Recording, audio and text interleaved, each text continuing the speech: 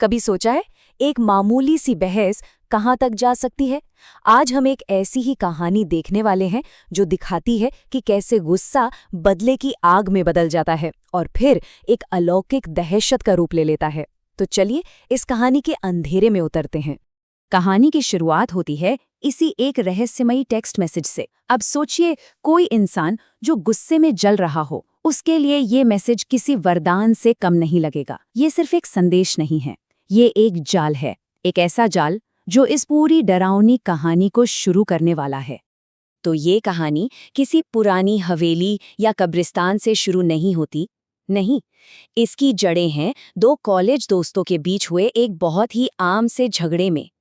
रोहित और जतिन, यहीं से सब कुछ शुरू होता है, जहां दोस्ती में दरार पड़ती है। अब इन दोनों किरदारों में जमीन आसमान का फर्क था।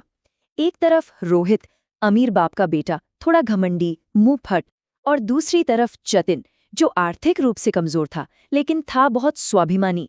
और यही फर्क उनके बीच होने वाले झगड़े की वजह बनता है। और फिर आता है वो एक पल, वो एक बात जो सब कुछ बदल देती है।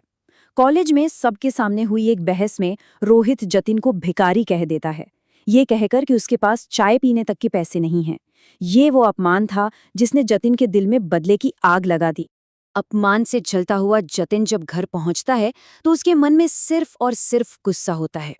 और ठीक उसी वक्त उसे एक ऐसा ऑफर मिलता है जो सीधे सीधे उसकी बदले की इच्छा को हवा देता है। यहाँ ये जानना जरूरी है कि जतिन ने पहले उस मैसेज को एक स्कैम समझकर नजरअंदाज कर दिया था, लेकिन जब उनकी लड़ाई का वीडियो फेसबुक पर अपलोड हो गया तो बात बदल गई। अब ये सिर्फ उसका निजी अपमान नहीं था, ये एक पब्लिक तमाशा बन चुका था। और इसी शर्म ने जतिन को वो करने पर मजबूर कर दिया जो उसने पहले सोचा भी नहीं था। इसके बाद जतिन को स्टेप बाय स्टेप ये डरावने निर्देश मिलते हैं। ये कोई गुस्से में उठाया गया कदम नहीं था, ये एक पूरा सोचा समझा अनुष्ठान था। फोटो को काले कपड़े में लपेटना, मंत्र पढ़ना और फिर आधी रात को उसे चौराहे पर छोड़ आना।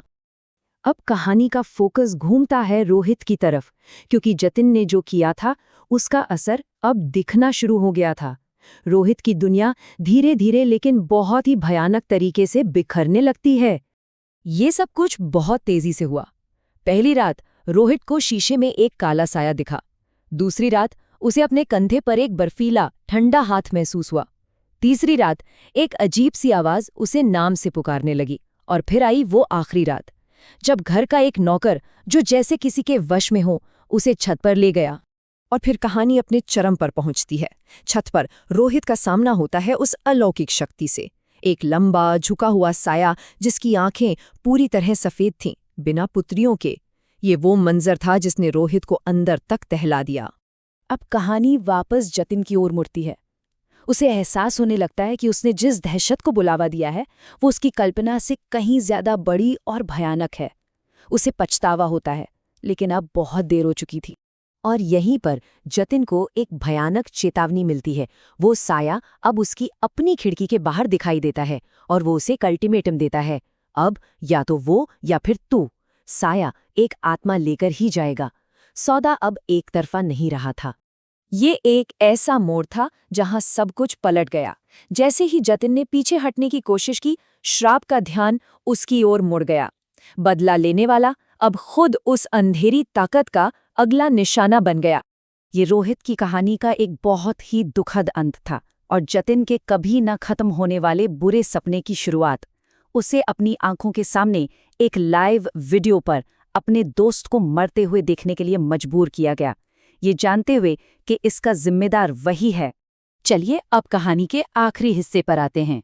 रोहित की मौत हो चुकी है, जतिन सदमे में है, अकेला है और उसे लगता है कि सब खत्म हो गया।